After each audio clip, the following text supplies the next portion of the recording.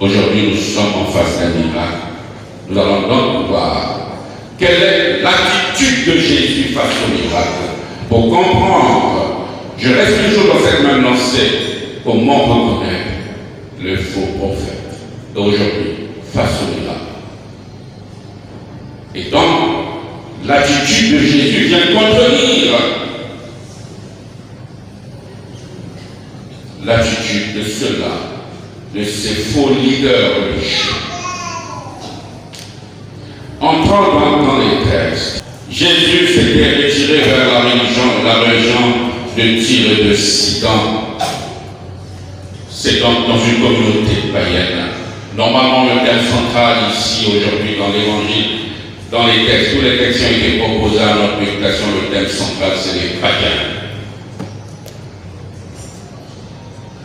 Quelle est notre attitude face à ceux-là que nous appelons païens, que le Saint-Pape Jean-Paul II définissait comme ceux-là qui, sans faute de leur part, ignorent le chemin de l'Église.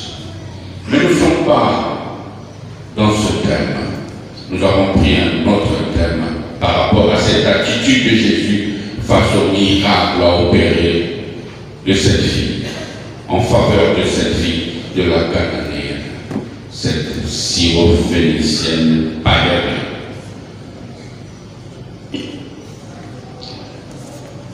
Jésus donc va dans la région de Tyr et de Sidon, chez les païens. Là, que nous devons poser, quelle est mon attitude face à ceux-là qui, sans faute de leur part, ignorent le chemin de l'Église? Est-ce que je me présente à eux comme prophète? Est-ce que j'essaie de leur dire que, peut-être pas de façon notionnelle, mais par ma manière d'agir, par mon comportement? Est-ce que je dis Dieu à ces personnes qui, sans faute de leur part, ont ignoré le chemin de l'Église? Voici qu'une Cananéenne venue des territoires criait: aie pitié de moi, Seigneur, fils de David.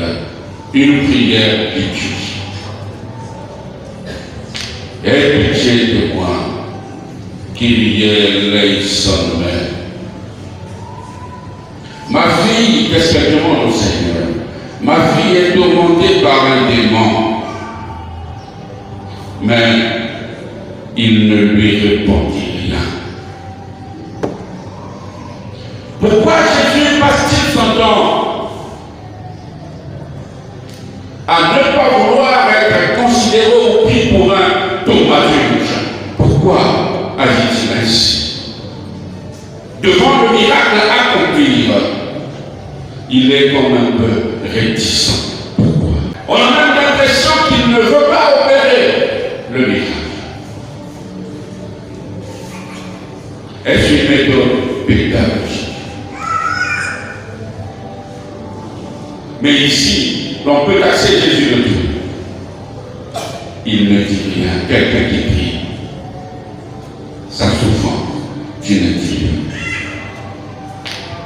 Est-ce qu'il attendait cette persévérance dans la prière? Cette opiniâtreté dans la prière? Quelle est finalement son attitude face au miracle? Jésus n'est pas friand du miracle. Pourquoi? Beaucoup d'églises dites de réveil, beaucoup de mouvements religieux ne jurent pas des miracles. Et ces mouvements religieux sont des mouvements où les leaders se font passer pour des thaumaturges. Et que font-ils? Ils vous promettent la guérison de toutes les maladies. Ils vous promettent le travail à tous les chômeurs du monde entier. Quelle aberration!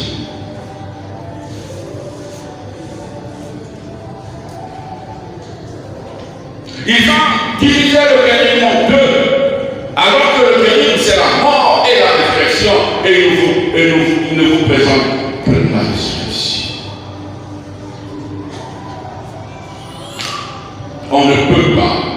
célébrer le dimanche de Pâques sans passer par le vendredi saint. Dieu ne nous parle pas seulement pendant les moments bienheureux de notre existence, mais aussi et surtout pendant les moments douloureux, difficiles de notre existence. Voilà pourquoi la seule question qu'il faut se poser à chaque circonstance, qu'est-ce que Dieu veut me dire? Lorsqu'apparemment rien ne marche dans ta vie, pose-toi la question, qu'est-ce que Dieu veut me dire? Lorsque tout marche, pose-toi la même question, qu'est-ce que Dieu veut me dire? Dieu nous parle dans tous les moments de notre existence, que ce soit les moments difficiles, les moments heureux, bienheureux ou les moments malheureux de notre existence. C'est son attitude. Mais alors que ces leaders, ces faux leaders religieux, qu'est-ce qu'ils font maintenant? Comment pouvez-vous dire, lorsqu'il a des pancardes, ils vous diront, venez nombreux demain, il y aura des miracles. Venez nombreux demain, et il dit, il y aura des miracles. Que cela veut dire? Cela veut dire que ce sont des miracles programmés. Lorsque quelqu'un commence à programmer des miracles, il ne peut pas le programmer avec Dieu. C'est avec une autre entité. D'ailleurs, même lorsqu'on se met à prier pour quelqu'un, souvent on reste ébahi de voir comment Dieu agit. Et si tu es vraiment Dieu, tu te rendras bien compte que là, ça c'est pas moi. J'ai simplement posé ma main dessus, mais là, ça c'est pas moi. Je pense encore à ce jour-là, on venait avec le meilleur ami de mon père, de mon deuxième père. Ah, il est temps que les parents disent, amenons-le près de son fils. À cette époque, je faisais encore les prières pour les malades à Saint-Pierre, que je ne fais plus, on me l'a interdit. Et c'est vous qui avez dit que je suis un magicien, on me l'a interdit. À cette époque, je faisais encore les prières. Quand je vois, il y a une dame qui venait avec sa fille enceinte. Et il y a le meilleur ami de mon père qui venait presque les cimetières. Qu'est-ce que j'ai fait? Je me suis dit, je dois me concentrer sur la situation du père, de l'ami de mon défunt père. Et cette maman, je lui ai dit, maman, venez vous aussi. En fait, je n'étais pas content de les voir, parce qu'il y avait la vraie situation de le meilleur ami de mon père. Est-ce qu'elle s'est approchée? Je dis, c'est quoi? Oh non, mais la fille, la grossesse est arrivée déjà là, ça a dépassé largement les 9 mois, et aucun signal. Viens. J'ai dit à la fille, viens. Je regardais même pas. Je regardais le frère de le meilleur ami de mon défunt père. Donc en train de regarder, et j'ai fait ça. Elles sont parties. J'ai dit, oh, là maintenant, je dois me concentrer. Au moment où je me concentre pour le défunt, le meilleur ami de mon défunt père, je me concentre. Comme on dit, il n'y avait plus de réseau dans le ciel. Je ne voyais plus rien. Je suis resté abasourdi, comme disent certaines personnes. Je dis, qu'est-ce qui se passe? Aucun signal, donc c'est comme s'il n'y a plus de réseau dans le ciel. Je dis, Seigneur, mais révèle-toi. D'abord, tu dois me dire, qu'est-ce qui se passe? Pourquoi il est tombé? Rien, aucun signal. Je dis, c'est pas ça. Qu'est-ce qui se passe? Et c'est la dame qui revient avec C'est la maman de la fille qui dit, Monsieur l'abbé, que Dieu soit loué, ça marche. Quand je regarde, je dis, c'est pas ça. Alors c'est ici où je me concentre. Mais là, je ne regardais même pas. Le Seigneur était en train de me dire, c'est pas toi qui fais. Et quand tu penses maintenant que c'est toi qui fais, là tu as pensé en faisant ça, tu ne regardais même pas. C'est là où tu as compris le miracle. Mais là tu peux te concentrer en disant que c'est ton énergie personnelle. Vas-y, je t'attends. Puisque c'est toi qui fais. Donc normalement le vrai serviteur de Dieu, c'est celui-là qui est parfois même étonné de ce que Dieu fait dans ses pauvres mains. Il y a des moments où tu t'interroges. Est-ce que vraiment ça s'est passé comme humain? Mais si tu penses que c'est toi qui fais, tu te trompes. Largement. Donc moi je regarde, je ne regardais même pas. Mais c'est là où il agit. Pour me confondre.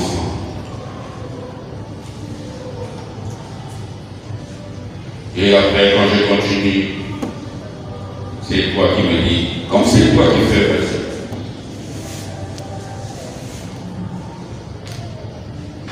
Et il fallait donc que je demande pardon. Beaucoup de confitures.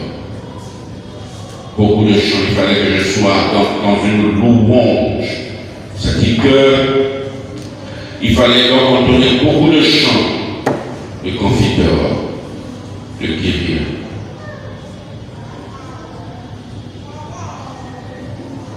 Donc, on vous dira à l'époque, venez demain, il y aura des miracles programmés. Lorsque quelqu'un commence à programmer des miracles, il ne le fait pas avec Dieu. Il ne le fait pas avec Dieu. Avec Dieu, c'est une autre logique.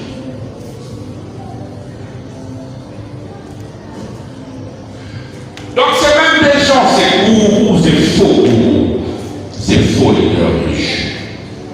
Ils sont prêts à vous dire. Ils passent leur temps à déprécier même l'action de l'hôpital, au profit bien sûr de leur pouvoir thaumaturgique.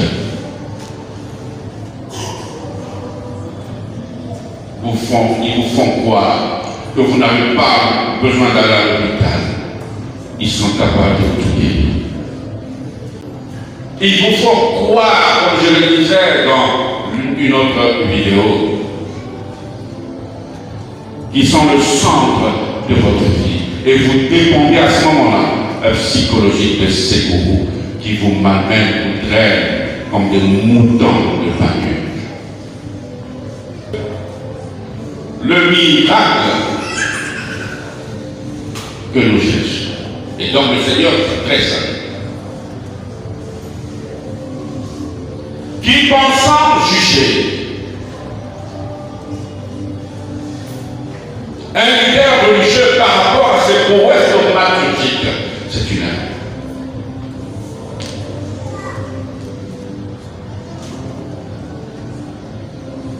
Le diable, avec ses serviteurs, qui sont les magiciens, les marabouts, font des miracles.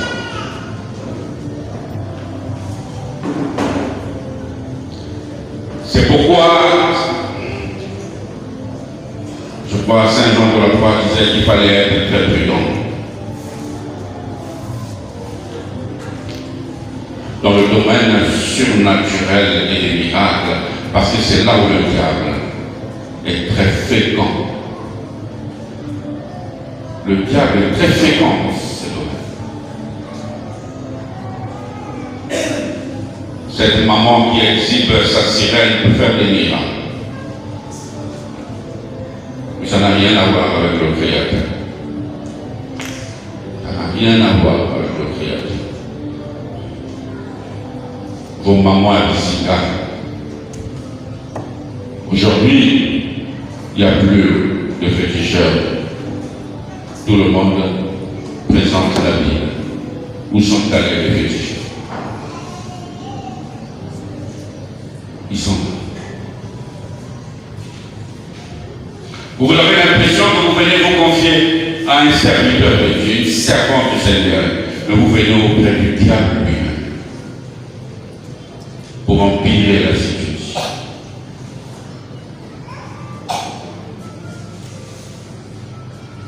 Le diable appelle ses serviteurs. Ils font des miracles. Ce n'est pas parce que votre leader religieux accomplit des miracles, puisque le diable en fait. Vous n'allez pas juger la présence divine en un leader religieux qui fait des miracles. C'est une erreur. En Matthieu au chapitre 7, à partir du verset 21 et 23, si je ne me trompe pas. Écoutez ce qu'il est dit, c'est très beau. N'est-ce pas, Seigneur, en ta présence, entendant plutôt, n'est-ce pas, Seigneur, entendant que nous avons prophétisé, entendant que nous avons chassé les démons, entendant que nous avons opéré des miracles, la réaction du Seigneur. Non, je ne vous connais pas. Éloignez-vous de moi. Donc ce n'est pas parce que quelqu'un peut opérer des miracles sans être serviteur de Dieu. Maintenant, comment reconnaître le serviteur de Dieu? Puisque quelqu'un peut opérer des miracles. Sur 10 personnes que vous rencontrez qui opèrent des miracles, peut-être qu'il n'y a que 2 serviteurs du Seigneur. Pour ne pas dire un seul. Donc, l'attitude du Seigneur, pourquoi le Seigneur est réticent? C'est pas qu'il sait que même le Fils du diable, même le diable et ses serviteurs maîtrisent même la sainteté. Le diable rabâche les versets bibliques comme nous fait témoigner Job. Le diable le fait. Donc ce n'est pas parce que vous allez vous retrouver devant quelqu'un qui va rabâcher sur le visage les versets bibliques que vous tirerez une conclusion en disant qu'il est investi par l'Esprit de Dieu. Non.